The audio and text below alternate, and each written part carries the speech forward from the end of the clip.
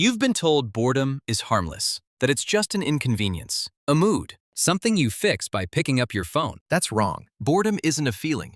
It's a biological alarm system, and when it fires, your brain doesn't wait for you to do something about it. Was choosing to hurt themselves, on purpose, just to have something to feel. Because sitting alone with their own thoughts was harder than physical pain.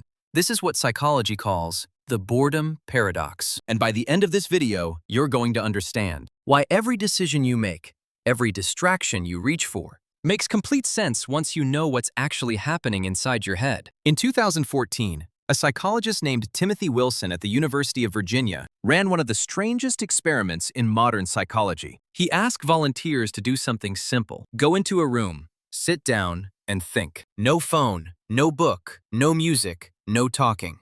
Just their thoughts, for 15 minutes. Before they went in, each person was given a mild electric shock. Not dangerous, but uncomfortable enough that every single one of them said the same thing. They would pay money to avoid feeling it again.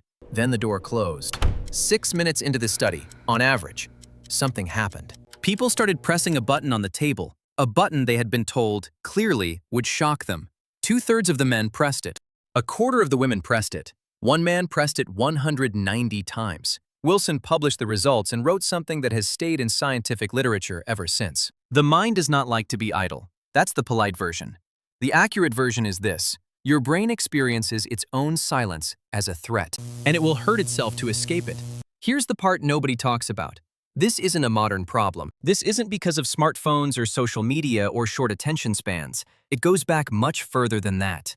Your brain has a system called the default mode network. It's active when you're not focused on anything specific, when you're resting, when you're daydreaming, when you're just existing. For most of human history, that state was dangerous. A mind that wandered meant a body that wasn't watching for threats, a predator you didn't hear, a rival you didn't see coming, an empty stomach you forgot to do something about.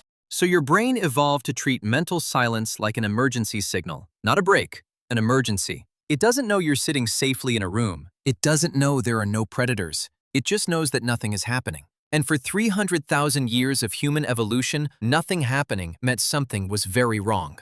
So it sounds the alarm, and the alarm feels like restlessness, a pull toward anything at all that is not this moment of stillness. Boredom is not laziness.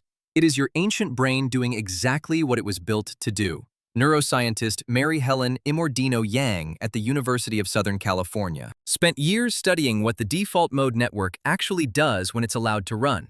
Her findings were unexpected. When your brain is idle, truly idle, not scrolling, not listening, not consuming, it doesn't go blank, it goes deep. It processes memories. It builds connections between things you've experienced. It runs simulations of social situations. It rehearses future conversations. It tries to understand other people's emotions and motivations. In short, it does the things that make you human. But here's the problem. We have built an entire world designed to make sure that never happens.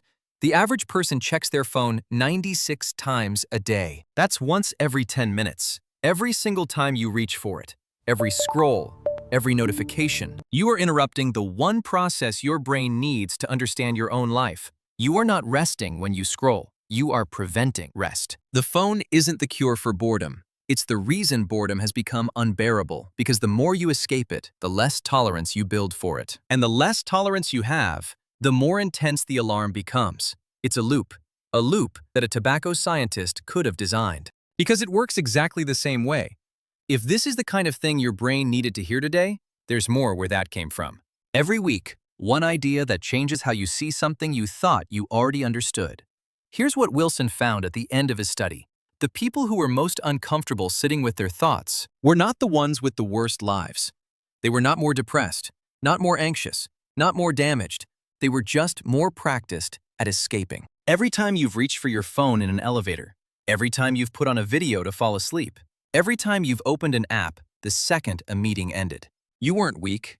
You were trained. There is an entire industry worth trillions of dollars that exists specifically to make sure you never have to sit with yourself. Because a brain that learns to tolerate its own silence is a brain that gets very good at knowing what it actually wants. And that is bad for business. The man who pressed that shock button 190 times wasn't broken. He was just never taught that the silence on the other side of the discomfort is actually where most of the important thinking happens. You don't have to go find yourself somewhere dramatic. You just have to sit still long enough for your brain to remember what it was doing before the world taught it to be afraid of doing nothing. That's oddly true.